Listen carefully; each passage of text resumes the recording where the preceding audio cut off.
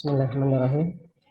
Baiklah, pada bab 2 ini kita akan melanjutkan materi jaringan tumbuhan dan jaringan hewan.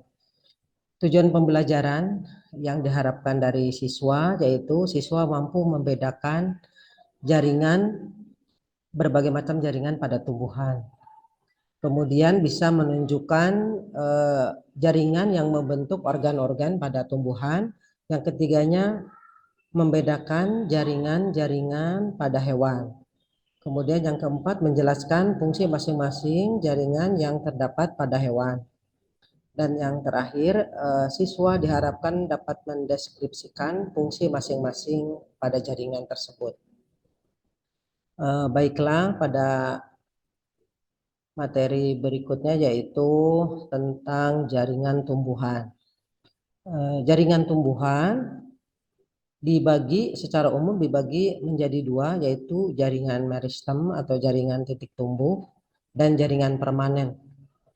Jaringan meristem atau titik tumbuh ini dibagi menjadi dua, yaitu jaringan berdasarkan asal usul dan yang keduanya berdasarkan letak. Ya, berdasarkan letaknya dibagi menjadi tiga, yaitu ada jaringan meristem apikal, ada jaringan meristem interkalar, dan ada jaringan meristem sekunder.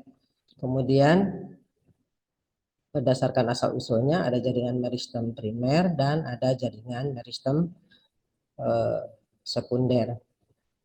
Nah, untuk perbedaannya dari jaringan meristem itu, yang pertama jaringan meristem apikal, dilihat dari namanya, yaitu jaringan meristem yang ada pada bagian pucuk.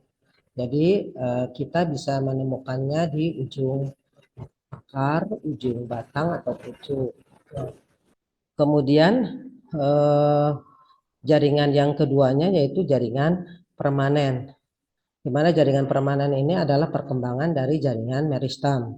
Ya, ada jaringan epidermis, kemudian jaringan pelindung, kemudian ada jaringan dasar yaitu jaringan parenkim, ada jaringan pembuluh, jaringan ikat pembuluh. Itu macam jaringan yang ada pada jaringan yang pertama yaitu epidermis. Itu letaknya pada bagian luar dari semua organ tanaman.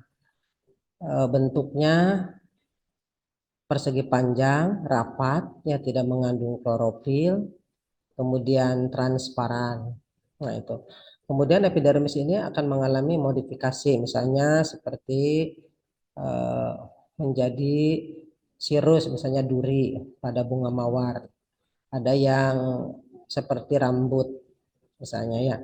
Kemudian yang kedua yaitu jaringan pelindung. Jaringan pelindung ini ada dua, yaitu ada kolenkim, ada sklerenkim. Kolenkim cirinya adalah mengalami penebalan di sudut-sudut.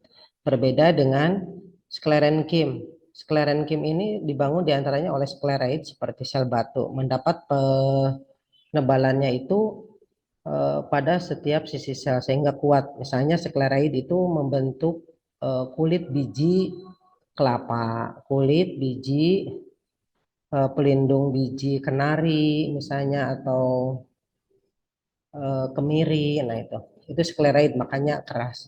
Sedangkan kalau kolenkim itu misalnya pada beberapa buah-buahan, itu mendapatkan ciri-cirinya adalah ada penebalan pada sudut-sudutnya saja.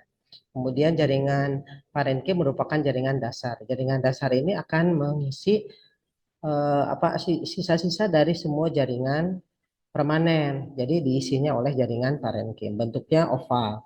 Kemudian jaringan pembuluh angkut di atas xilem dan filum. Xilem sebagai kayu ya yang mengangkut bahan untuk fotosintesis, sedangkan filum itu untuk mengangkut hasil fotosintesis.